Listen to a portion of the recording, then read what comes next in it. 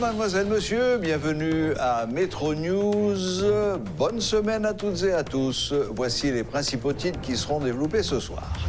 Les réactions se multiplient après les rencontres entre l'émissaire américain David Hale, le président Jovenel Moïse et les leaders de l'opposition. Le secrétaire d'État à la sécurité publique, Léon Ronsard-Saint-Cyr, annonce que les services de sécurité sont prêts à prendre des mesures pour assurer le déplacement du chef de l'État au Gonaïves le 1er janvier prochain.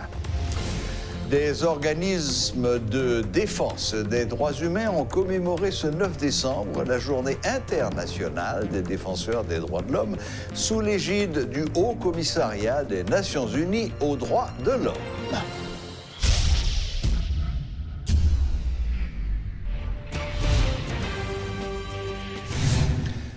Suite à la venue du numéro 3 du département d'État américain, les réactions se multiplient. Certaines franges de l'opposition estiment qu'il n'y a aucun progrès en ce qui concerne la résolution de la crise. Le sénateur Yuri Latortue, l'un des deux représentants de l'alternative consensuelle, affirme que l'opposition reste ferme sur l'accord de Marriott après la rencontre avec l'émissaire américain. L'élu de l'Artibonite affirme ne pas s'opposer à ce que la communauté internationale serve de passerelle entre le chef de l'État pour mettre en application cet accord. Il se dit également prêt à relancer à tout moment le processus de pays LOC.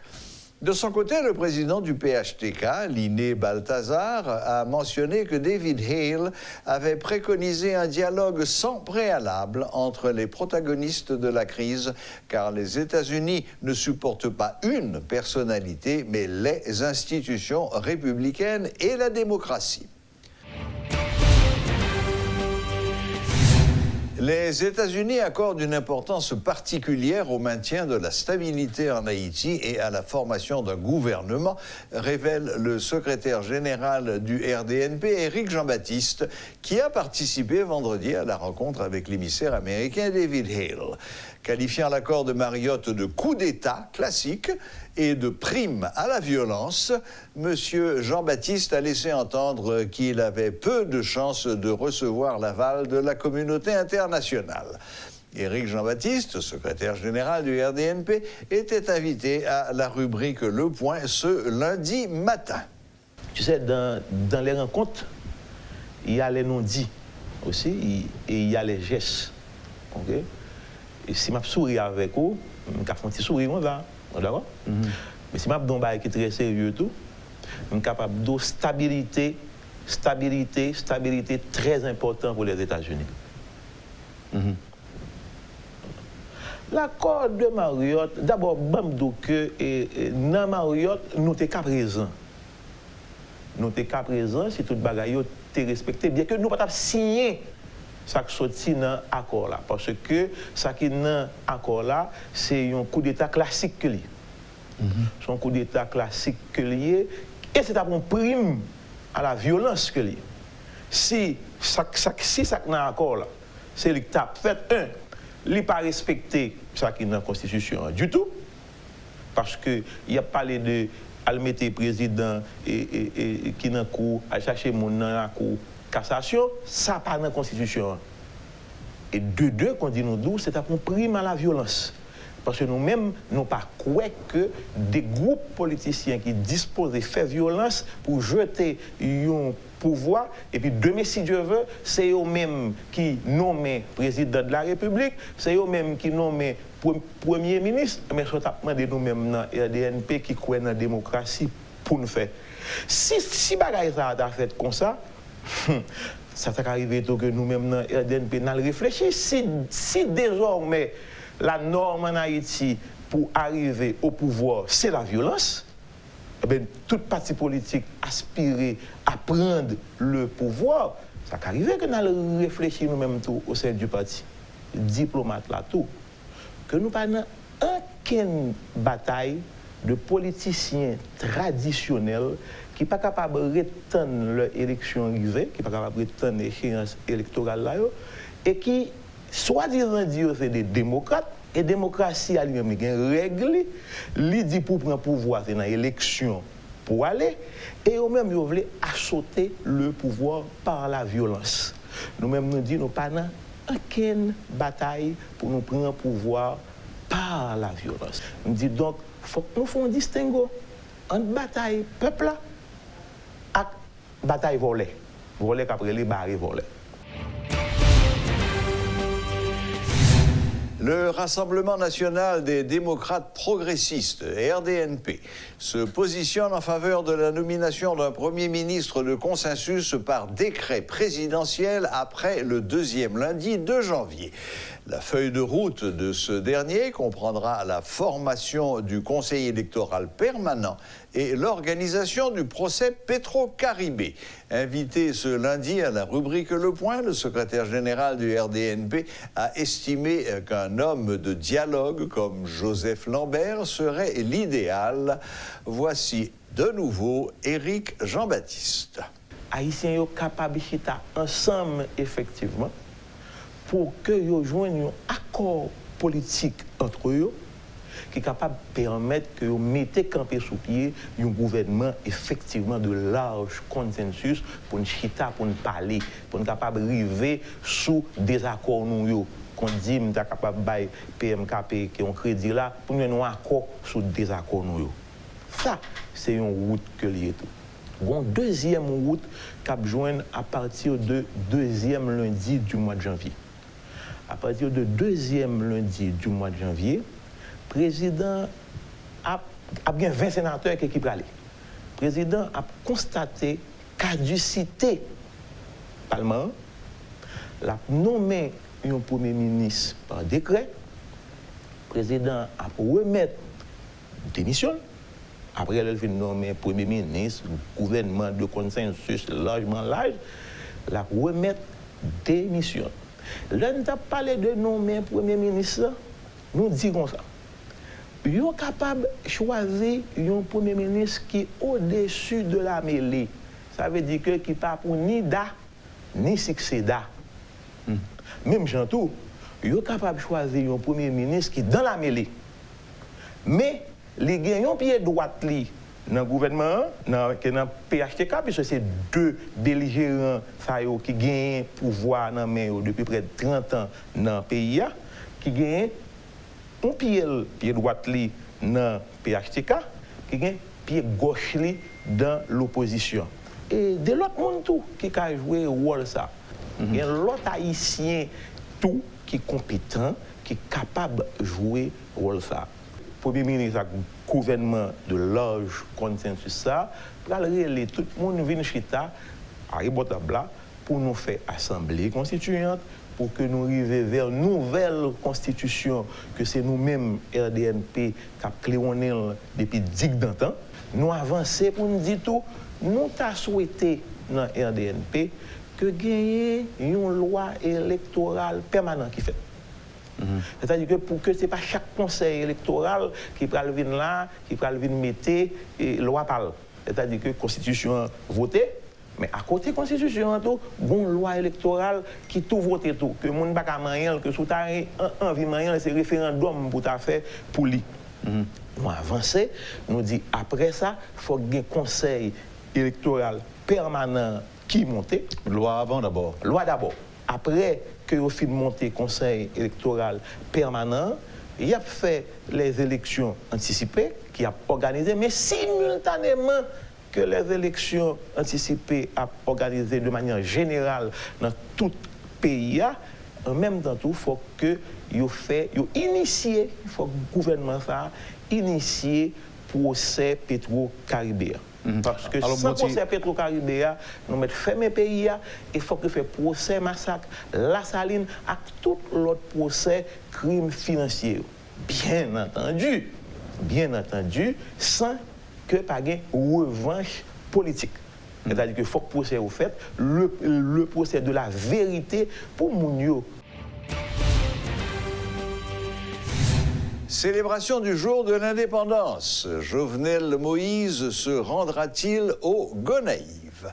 Question légitime vu la réaction de certains leaders de l'opposition. Toutefois, l'ensemble du gouvernement n'attend que l'invitation du chef de l'État. Les services de sécurité, quant à eux, se disent prêts à prendre toutes les mesures nécessaires au déplacement du président vers la cité de l'Indépendance, rassure Léon Ronsard-Saint-Cyr, secrétaire d'État à la sécurité publique. Suivez ses explications. Notre job, nous, c'est assurer nous que tout Haïtien a le côté le et encore plus un chef d'État. Job nous, c'est assurer nous que toute zone dans le pays, chaque mètre carré dans le pays, accessible pour n'importe qui monde et encore plus chef d'État qui a levé le bassin à le côté le.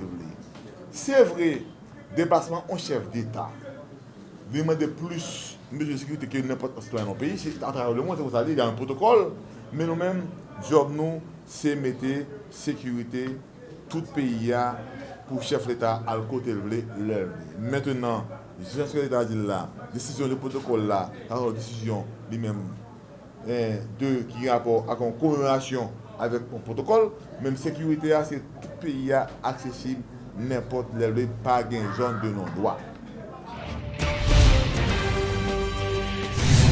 Célébration de la 21e journée internationale des défenseurs des droits de l'homme ce 9 décembre. À cette occasion, les représentants des principales organisations de défense des droits humains ont commémoré cette date symbolique sous l'égide du Haut Commissariat des Nations Unies aux droits de l'homme.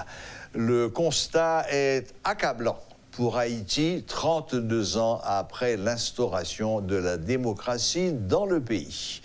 Jérémy Thillon s'est entretenu avec l'un des organisateurs, Maître Camille Oxius. Suivez son reportage. Les droits humains sont-ils respectés en Haïti? À l'occasion de la commémoration de la 71e déclaration des droits humains, eh bien, un groupe d'universitaires, d'avocats, de juristes et de personnes de la société civile se sont regroupés aujourd'hui pour discuter sur différents sujets à l'encontre des droits humains. Ce que je vous propose, c'est de rencontrer Maître Oxius, qui est l'un des coordonnateurs de cette activité. Et lorsque l'on demande aux juristes quels sont les droits élémentaires les plus bafoués en Haïti, sa réponse est sans appel. Éducation, sécurité, santé et même le respect de l'identité ou du genre, de nombreux défis sont à relever. Haïti a accepté pendant l'examen ça 175 recommandations. Dans 175 recommandations, il y a qui ont pour avec droits sociaux, économiques et culturels. Évaluation sur point ça, au lieu pour situation améliorée, c'est plus grand goût, plus chômage, plus insécurité. Si on n'est pas capable d'aller l'école, pas fonctionner et problème l'hôpital, c'est ça. Donc, en matière d'application des recommandations liées aux droits sociaux, économiques et culturels, zéro. Ou gagner des recommandations tout qui est capable d'aller sous question droits civils et politiques. Gagner des recommandations qui étaient liées avec les droits spécifiques. Par exemple, personnes handicapées. Aujourd'hui, si vous allez dans 99% institutions ne sont pas accessibles pour les gens qui sont handicapés. Et LGBTI, tout le monde est capable de regarder comment ils sont victimes d'attaques de toutes sortes. Et pour relever ces défis, le corps législatif et judiciaire doivent jouer leur partition. Les Haïtiens sont champions en termes de recommandations, plaidoyers et autres mises en garde. Mais les quelques lois existantes ne sont jamais mises en application. En ce sens, Camille Oxius regrette ce manque de volonté politique qui au final est contre-productif. État de mise en œuvre, c'est vrai qu'il y a un pile de recommandations. L'État haïtien t'a dit qu'il va le mettre en application. 2 ans plus tard, où en sommes-nous? Eh bien, nous dit l'État haïtien a un pile pour le faire et comme constat nous fait au niveau de l'organisation des citoyens pour une nouvelle Haïti, nous clair là-dessus, l'État actuel là, pas fait droits humains, un axe prioritaire pour lui. Haïti célèbre une nouvelle fois la Journée internationale des défenseurs des droits de l'homme, des célébrations qui interviennent à un moment où le pays se relève péniblement de plus de 2 mois de blocage et où le public s'interroge sur les événements sanglants qui se sont déroulés récemment dans les quartiers de La Saline, Bel-Air, Tokyo, Martissan et tant d'autres encore. Vous venez d'entendre donc les propos de Maître Oxéus, qui est l'un des coordonnateurs de cette activité. Donc beaucoup de recommandations, mais peu de mise en application sur le territoire. Et c'est bien là le problème. C'était Jérémy Thion et Paul Léel pour Radio-Télé Métropole.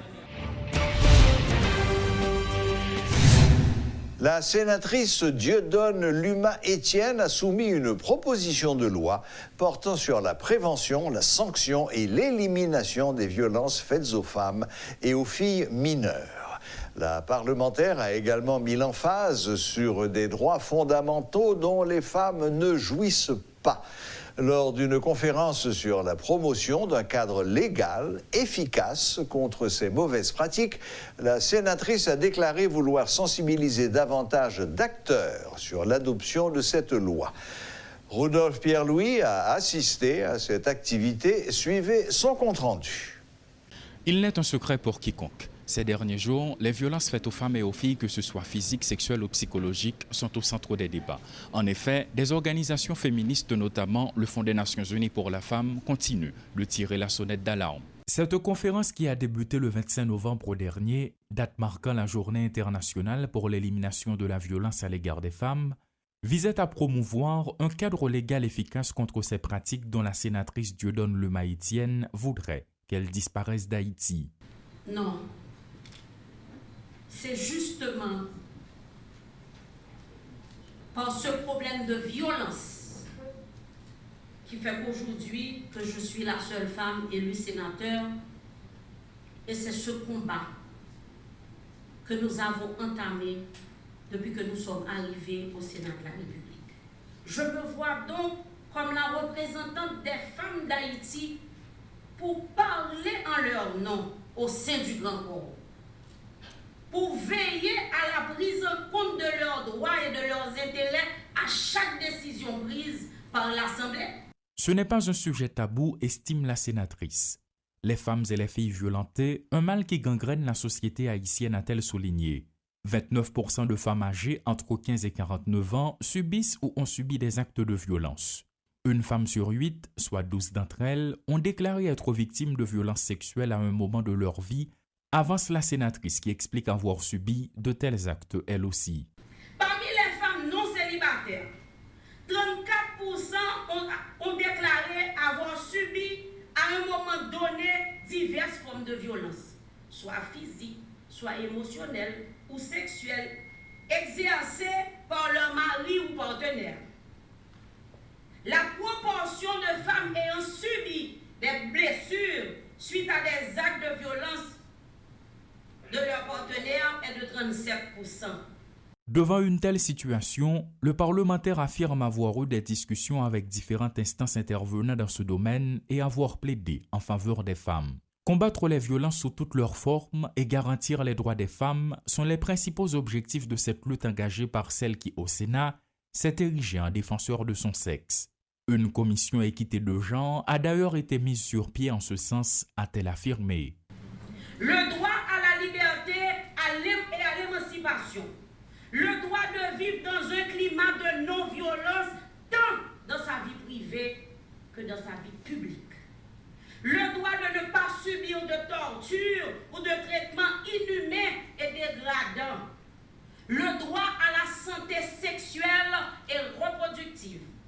Le droit à l'égalité dans la famille. Le droit à la protection dans une maison d'hébergement sécuritaire et à un recours simple et rapide devant les tribunaux et les instances compétentes dans les cas de violence conjugale. En vue de mettre fin à ce phénomène, la sénatrice Dieudonne Luma-Étienne a soumis une proposition de loi au Sénat portant sur la prévention, la sanction et l'élimination des violences faites aux femmes et aux filles mineures. Cette activité vise à sensibiliser davantage d'acteurs sur l'adoption de cette loi tout en renforçant leurs engagements à son opérationnalisation. Paul Léel et Rudolf Pierre-Louis. Voilà, la boucle est bouclée. Merci de nous rester fidèles et à la prochaine, même heure, même chaîne.